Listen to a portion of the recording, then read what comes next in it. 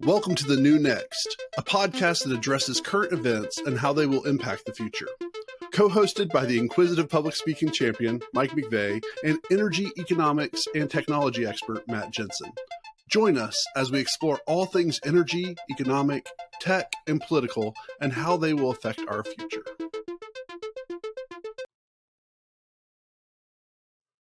Well, it said 5 seconds, and all of a sudden it just went to recording. That's so weird. I guess it froze on my camera. Yes, this is what we're talking about, my camera tonight.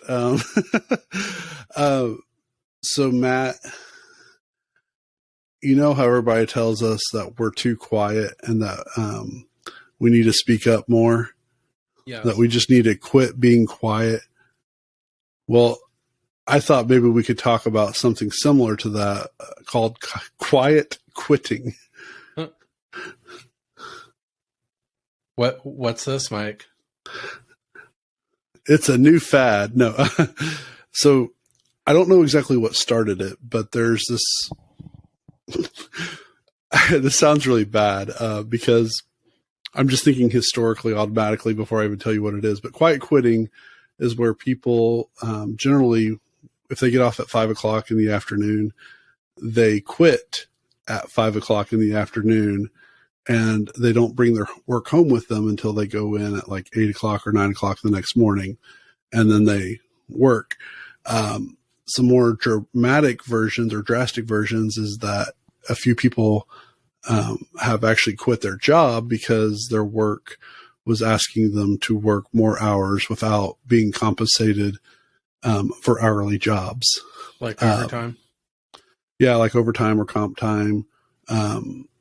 And they're so like if basically, even though you might have a sick day or a annual leave coming up, that you take that time and then they expect you to make it up in addition to your time.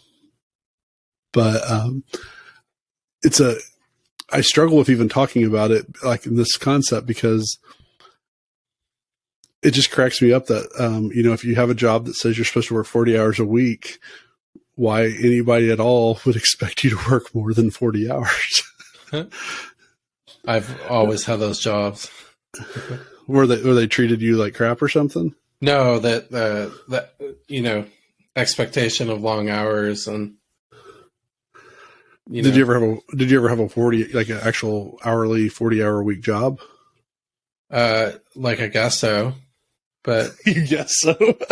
A lot of them I worked more than 40 hours. So, well, like what business? I know you worked for your family company.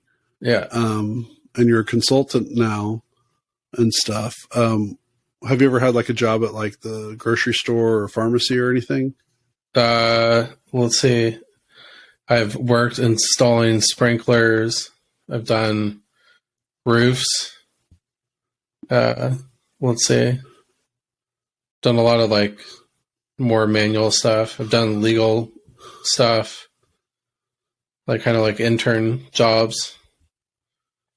And if you worked more than 40 hours, they didn't compensate you any way or let you come in late the next day or anything? I mean,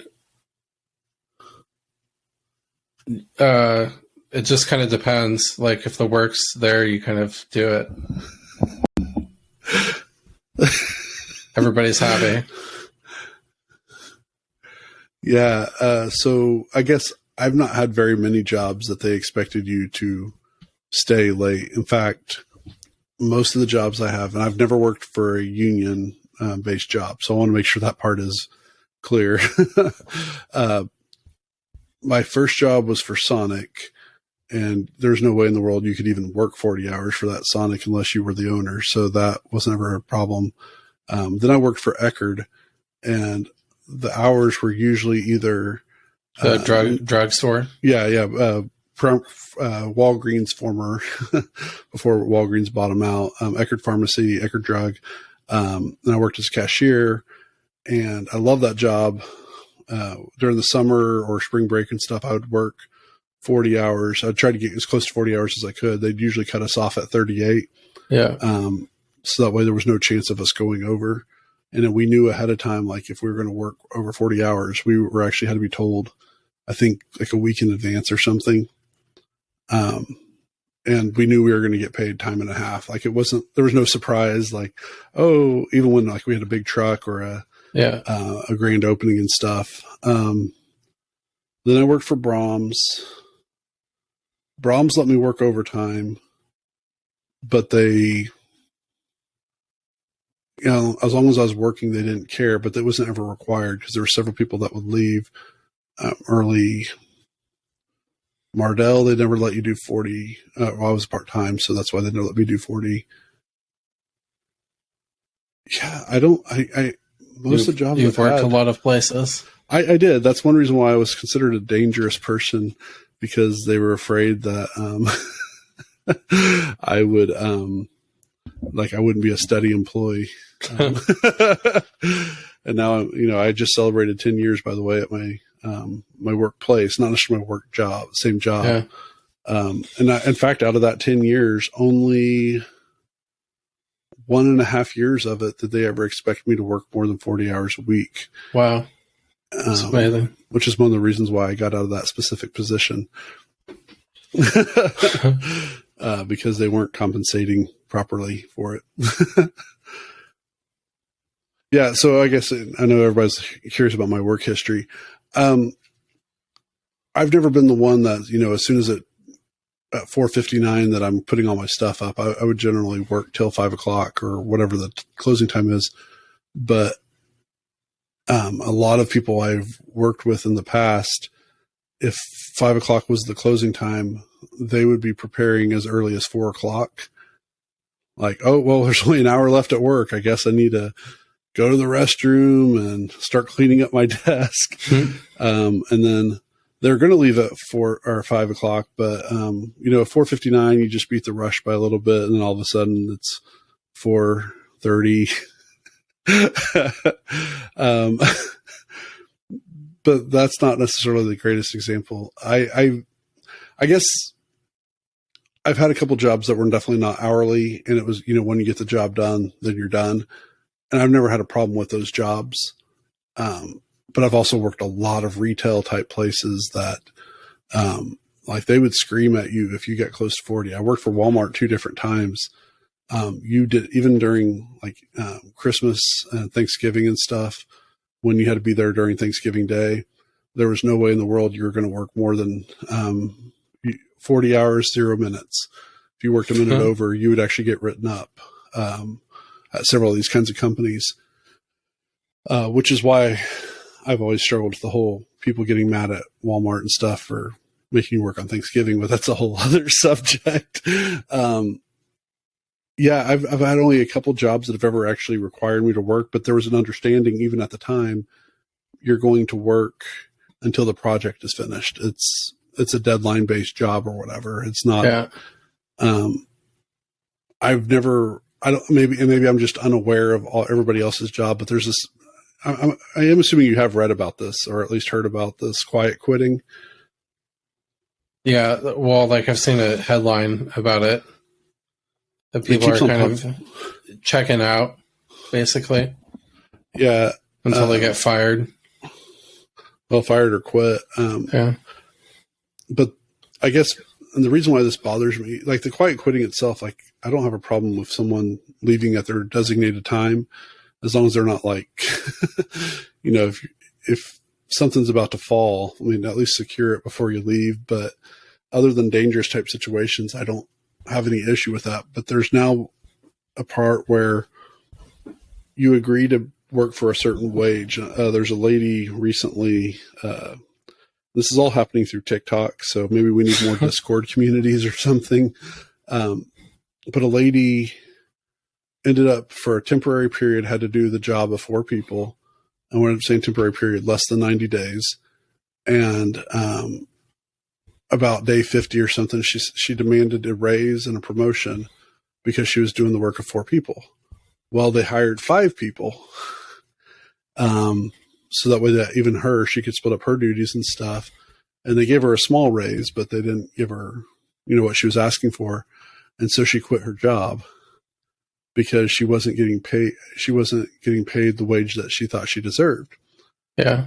And I guess I'd look at it, and I understand, like, yes, all of us want to get paid more, or very few of us don't want to get paid more for doing whatever we're already doing.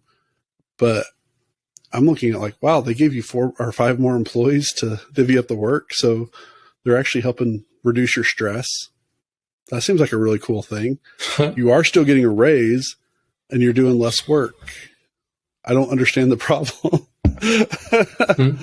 Other than if you're selfish or something. And maybe this is why this part won't get included or something. We're like, nope, we're just going to call this a wipe, Mike. Well, the advantage of being in a free market economy, both for jobs and labor, is that you can tell your company to go kick rocks and leave your job if you're not happy with it. Oh yeah. I don't necessarily, I mean, there's been definitely jobs I've quit without having a job in place, but I also, if I've accepted a salary, unless it's a contract term kind of thing, I have a hard time. Someone's like, no, I now realize I was worth more, so I want to just kind of scrap the whole contract. And if you don't scrap it, then I just won't work. And I'm like, but you agreed to it. I don't know. I've had this discussion, and I've been on both sides of it as both the employer or manager and as the employee who has outworked my contract, so to speak. But I never, maybe that's just part of me being old or something. I feel like if I've done a contract that says, hey, for the next 6 months, this is the wage you're going to make. And it really doesn't matter what you do above your job level. This is what we're asking of you. And as long as you hit that, you're going to make your money. But if you do more than that, we're not going to pay you more money. We're not going to increase your salary for that same period of time. After that 6 months, we'll reassess. And if you're happy with our reassessment, then we'll make a contract based on that. I don't understand why that's hard for people, or why they think, like, especially if they say in the contract, hey, we're not going to pay you more. This is your wage for this time period. Well, yeah, in this example that you use, I could see a scenario where they were doing so many other people's job for so long that they probably wanted to be at least acknowledged for that. And just hiring other people to take over the job doesn't really necessarily, I think, pay someone back for stuff like that.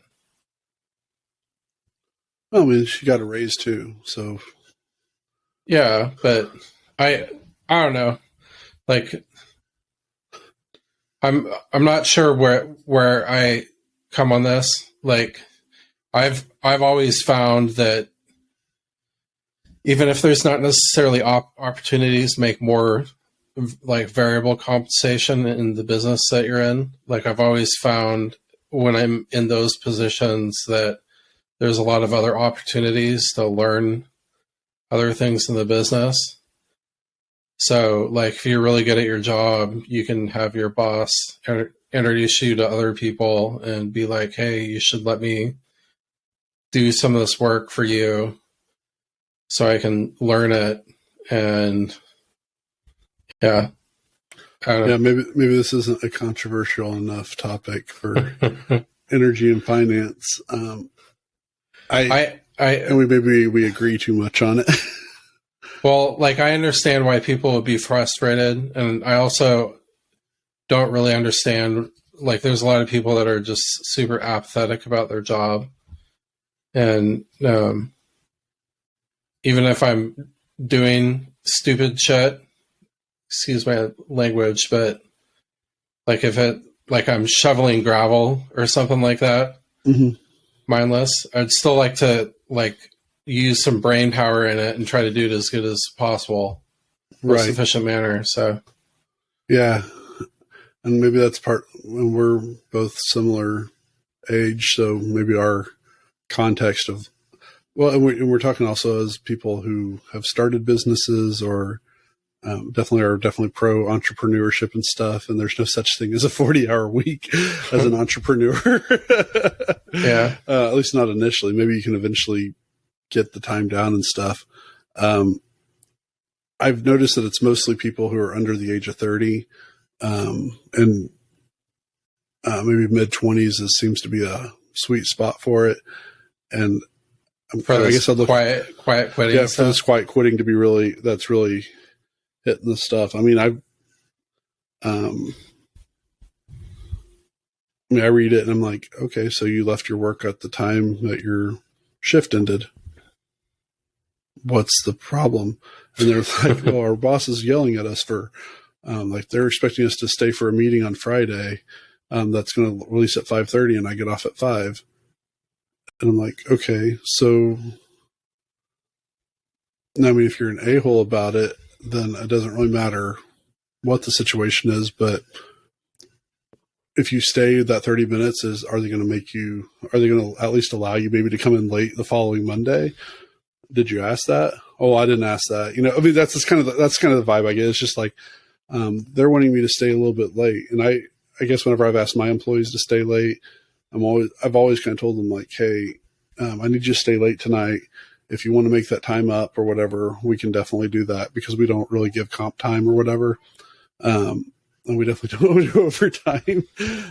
So it's kind of like, if you want to take a longer lunch, or I'll let you leave early another day or something, you know, just kind of I appreciate the fact that you're willing to stay tonight, and handle the situation. And half the time they're like, oh, we don't care. You know, we don't mind staying 15, 20 minutes late. So I'm also wondering, like, the kind of environment that's being created in this workforce, that maybe it has nothing to do with the hours, but it's just that they're already in a job that they don't like. And you kind of hinted at that earlier. Because if it's the dream job and they're asking you, I guess I've never, that's what's so frustrating to me. I can't imagine a professional athlete, and I know athletics are different and stuff, but I can't imagine a professional athlete, saying that, well, football practice ended at 5:30, so I'm not going to do anything football related until our next practice. I mean, you can do that, and even I didn't do that, and I've never made it past high school football, but I can't imagine somebody expecting to play in the NFL that's not willing to do the extra work necessary to get there. Though I did read about a basketball player that he decided to not play with LeBron James and Dwayne Wade in their Miami Heat years because he wanted to keep eating Oreo cookies, and they had a low fat policy. Like you couldn't have higher than a certain percentage of body fat to play with the Heat at that time. And he's like, nope, I like my Oreos too much. That's like hilarious. And I'm like, well, at least he's consistent, I guess. That's one reason why he'll probably never be in the Hall of Fame. Because he was a really good player before that. Who was this? Jermaine O'Neal. Oh, yeah. Nice.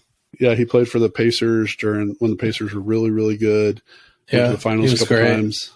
And then he eventually made it to the Heat. And he played the year before LeBron got there. And they offered him a contract, but he had to keep like a 9% body fat or something. And he said, I have Oreos in my home. I'm not clearing those out. That's hilarious. But again, he accepted the cost of, like, he knew that he couldn't have both ways. So I get that. Like, if you choose something and you understand the cost is here, but he knew the risk and the reward, you know. Maybe this feels like it's going to be deleted because maybe everybody is like, why are they talking about this? I guess if you're a boss, don't be a jerk to your employees. Well, I think like the type of people that probably do this aren't necessarily going to be your A performers. Yeah, and I guess that's the thing. I'm always surprised that people respond to these things and will make comments left and right. I'm like, well, do we even know if they were doing their job? Well, Like, if you're really a performer, you can negotiate some sort of thing with your company. yeah, I mean, I guess I've always heard about. Now, I've had bad bosses, but I've always heard about these companies that are bad and stuff, and that they're so oppressive and suppressive. And I've never seen it. You know, I know they're out there because I don't think that everybody just made this up out of nowhere. But as you said, you know, there's other jobs out there, and I've had a pretty rocky job history before I found a couple places of stability. But I was also literally getting pay raises at those same jobs every 6 months because I exceeded standards every single job I had except for two. Plumbing installation apprentice. I was not good at that at all. The only job I've ever gotten laid off out in my life. That's hilarious. And they made the right decision by laying me off because I was horrible it was going to take me too long to catch on to it. And the investment they would have made just taking me to the hospital every other week would have been horrible. I worked that job for 3 months, and I think I literally went to the hospital or emergency room like 10 times. No way. That's a horrible record. And part of it is just because of the nature of installation and being a big guy. It's not easy getting down low and everything all the time. Totally. But yeah, I kind of feel like the reason I make so much money per hour is because of the stuff that I do that I don't get paid for, basically. Mm-hmm. And I kind of feel like there's opportunity in almost everything, either to like grow up in a job or get out and find something else. So I don't really judge people for not caring. I just, I think the people that kind of have that mindset are going to be stuck perpetually. Yeah. And I think that's why it's frustrating to me, is because and the idea of hypocrisy always has been intriguing to me. But one of my professors used to say, well, there's no such thing as a hypocrite because, I mean, yes, technically they're hypocrite, but most people say things because they want people to like them. And so it's not because they actually believe what they're saying, but they're like, well, I don't want Matt to think bad about me, so I'm going to say something that I think that he'll respect me more. And then he finds out that I'm doing the exact opposite because that's who I really am. Yes, I like to say I like fine art, but really just give me Ren and Stimpy, and someone will say like, oh, I consider Ren and Stimpy fine art. Good for you. I love fine art. And I guess I look at it similar to you because I've had both employees and coworkers. I've had coworkers, and this guy still works for the state.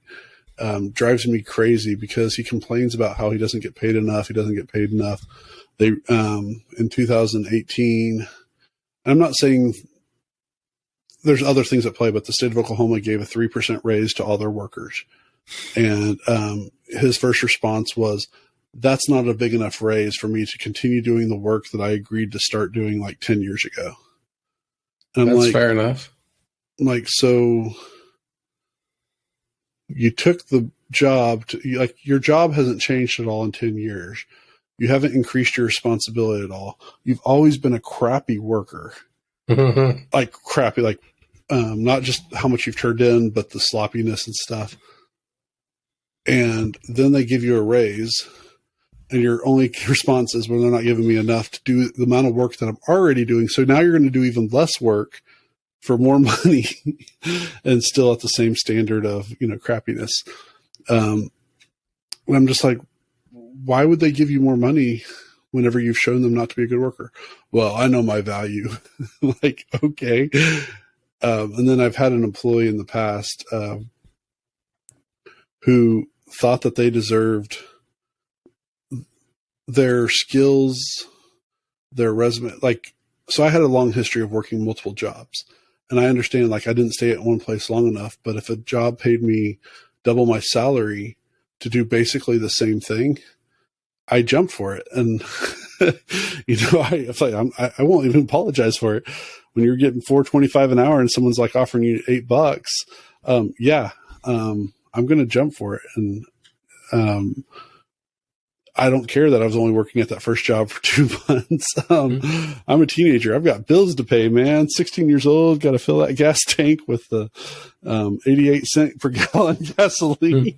But I had an employee who once she had no job history. And if you thought she was 25, which a lot of people did, you're like, oh, well, that's understandable. But when you find out that she's like a year younger than me, she had 4 jobs that she, like, allegedly in her whole job history, plus some military, but she had been gone from the military for over 15 years at this point, no disabilities. And she never had a job for more than 3 months, and she had 4 jobs. And I was actually trying to help her get a better job because we weren't a good match for me as a boss and her as an employee. So I'm spending time like trying to help her refine her resume, calling in connections and stuff, trying to help her out. And I'm like, so what skills do you have? Oh, well, I'm good at everything. Huh? Okay. Well, what proficiencies have you accomplished in these 4 jobs, including the one, well, I'm this. And I'm like, no, you're not. If you were those things, I wouldn't be helping you with your resume right now because you would have already been hired by these groups that you're trying to get on with. And she had such a poor work ethic. Like when she worked, she was the best worker I had, like, and easily one of the best workers ever. But she'd only work like 2 hours of her 8-hour day. And then she'd spend 2 hours making fun of another person for being slower. But so he might have to take 3 hours to do the same work she did in 2 hours.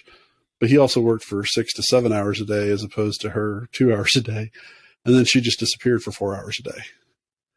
You're just a hater. I am a hater. And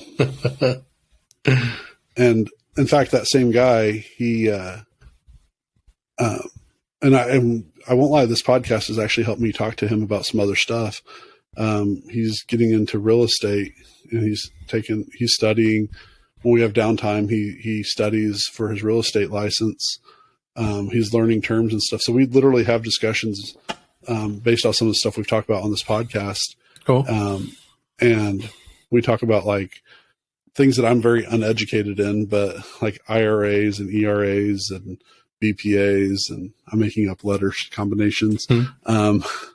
But he's like, so is it true that you should invest everything into life insurance and all this kind of stuff? I'm like, yeah, I am not a financial planner. So, but he's trying to better himself. He takes LinkedIn learning courses, on the side when there's time. He works as hard as he's able. He's not necessarily the best worker in the world, but he works hard. And he gives me a good 6 to 7 hours out of every 8-hour workday. So I'm proud of him. If you would like to learn more about the New Next podcast, find us at thenewnextpodcast.com, where you can suggest a topic you would like for us to cover. If you enjoyed what you heard, share the podcast, tell a friend about it, or rate us with 5 stars.